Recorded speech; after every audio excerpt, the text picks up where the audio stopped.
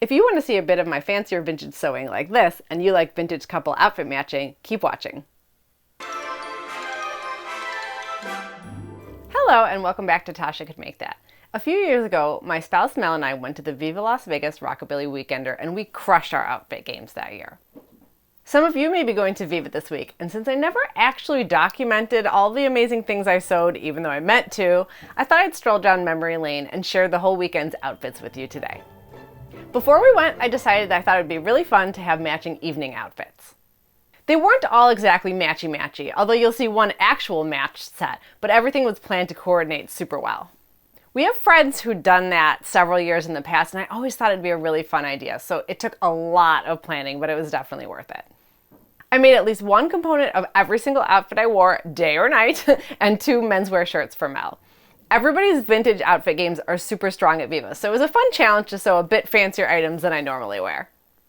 I sewed like a woman possessed for about a month leading up to Viva. So many muslins, so much featherlight boning, so much Frankensteining bodices together, and so worth it.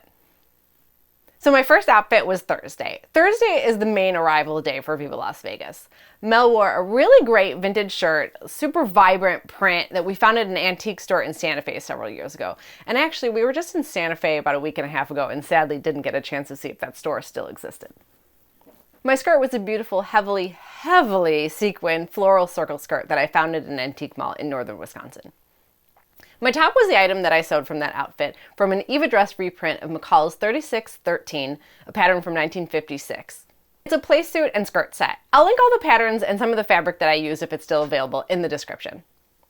I modified the pattern a bit to turn it into a top instead of a playsuit, and then made the back into a halter neck instead of using the strap that goes down connecting the halter neck to the back of the bodice. I made it in a really cool lurex cotton blend fabric, but it was kind of on the thick side, so the bodice needed to be lined even though I used as thin of a lining as I could. And I love how it turned out, but it was a little bit bulky around the neck, totally fine to wear, but the lurex part did rub my neckline raw, so I went the rest of the weekend with red marks on my neck. Very attractive. I would definitely make this top again, but more likely in a thinner fabric. Or I'd use my friend Bex from Australia's cross-neck dress pattern, which is a reprint of a 1950s dress, since it crosses across the neck, but it's flat. I'd actually like to make that cross-neck dress pattern into a top or a dress. I have more of that lurex cotton in black, so this is giving me ideas. On to Friday, and now we get into the days with 2 outfits. For the daytime, I made a split skirt dress from a 1956 pattern, Vogue 8805, and wore a pair of capris under it. For the dress, I used a vintage fabric with kind of an interesting, almost like a petroglyph pattern on it in chartreuse green and brown. Even though the pattern is only split up the sides, I decided to split it up the front and the sides. I really wanted the capris to match the chartreuse green of the dress and used a bengaline fabric, although in person the color I got was a bit more of a pale pistachio than chartreuse. But under this dress is the only place that I wear them, so it works out okay. For the capris, I used Butterick B5985, one of Gertie's early Butterick patterns that I've made a bunch. In this photo, you can also see me carrying what Mel dubbed my tiki briefcase, which broke later that day, so I had to buy a bamboo purse to replace it to carry later in the weekend. That was only day 2 of Viva and already the second vintage purse that I had broken since we got there, but thankfully the rest of them stayed intact for the rest of the trip. Hey, if you're enjoying this video, please take a second to give it a thumbs up and leave me a comment and subscribe to the channel if you haven't already. Friday night, we had our one set of truly matching outfits. I sewed Mel a shirt from a menswear pattern from the 1950s, Simplicity 1025, and I used a black and gold fabric that I also used for my dress, which was a gigantic pain in the ass to sew. I originally wanted to use Butterick 6223, and I don't remember why I changed my plan, because when I was looking back at everything, I saw my muslin and it looked fine, but I didn't go with that. Instead, I went with a Lady Marlowe reprint of McCall 8392 from 1951. It went well enough for the muslin, even though I had to make a few tweaks, but when I sewed it up in the real fabric, I ended up with all this excess fabric underneath the bust, which was so frustrating because it was a really fussy bodice to make. I had it boning, I lined it, even though I think that probably contributed to part of that problem, so it was probably a bad idea, but it was difficult to try and figure out what to do about it. I think I basically ended up just kind of pulling out the excess fabric and re-sewing the waistband higher and then cutting off the rest. Kind of weird, but it worked.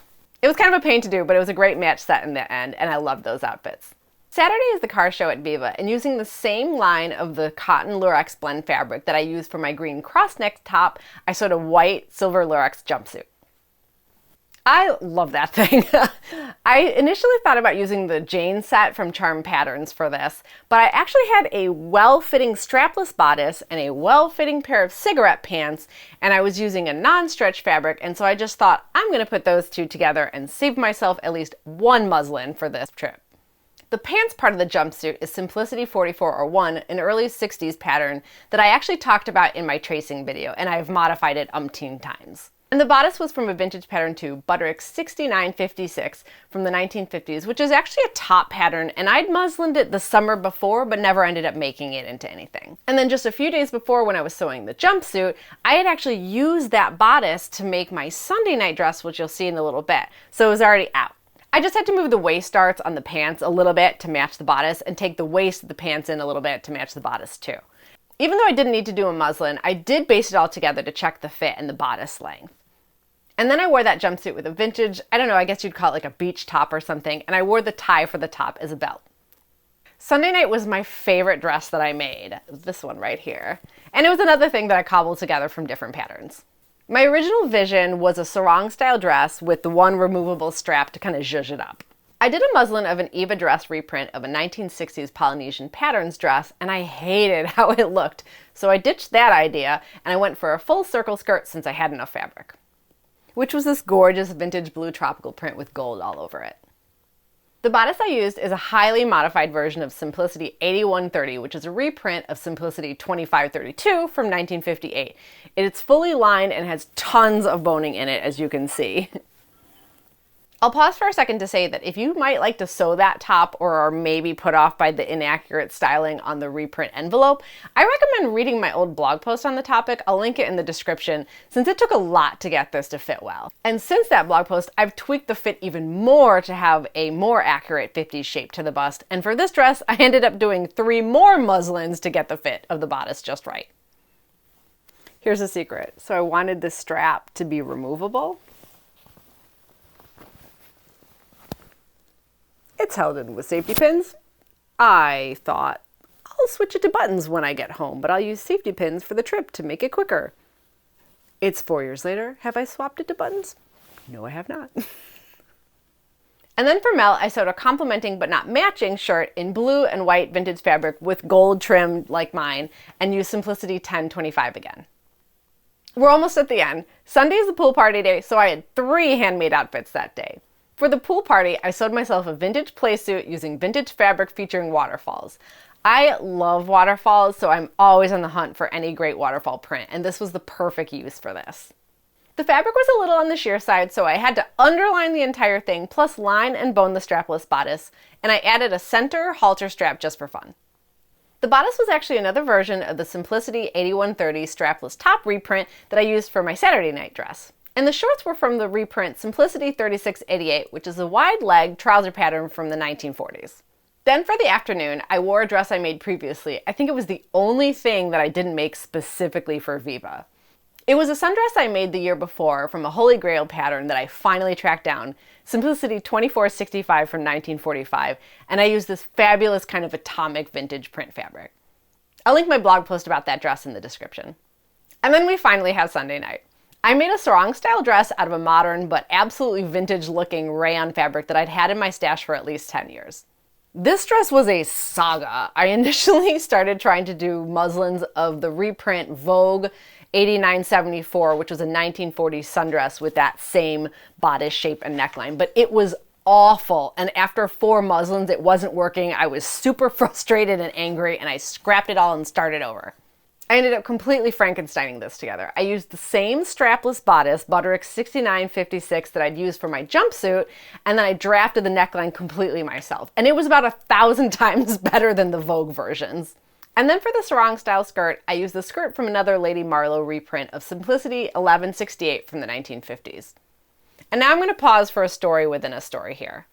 Sometimes my logic is so weird that I don't even understand it myself, because I was going back through my Instagram stories and my sewing notebook and my photos trying to put together this video, and I saw where I was complaining about the sarong muslin for my Saturday evening dress and how bad it was. And then I was complaining that I discovered that I guess all the previous sarong style skirts I'd done were not that great either, and so I came to the decision that I was completely scrapping the sarong skirt for this dress. But then after that, I did another sarong muslin for my Sunday night dress. So this rayon dress was actually my birthday dress from 2019. And then Mel wore a super well coordinated orange kind of fish print vintage rayon shirt. And that's a wrap for our handmade vintage Viva Las Vegas outfits that year. I'm still so proud of how everything came together for that trip. If you're going to Viva this year, have a blast, and hopefully I'll see you at another one soon. If you've enjoyed this video, please give it a thumbs up and subscribe to the channel, and I'll see you soon for more vintage sewing. Bye.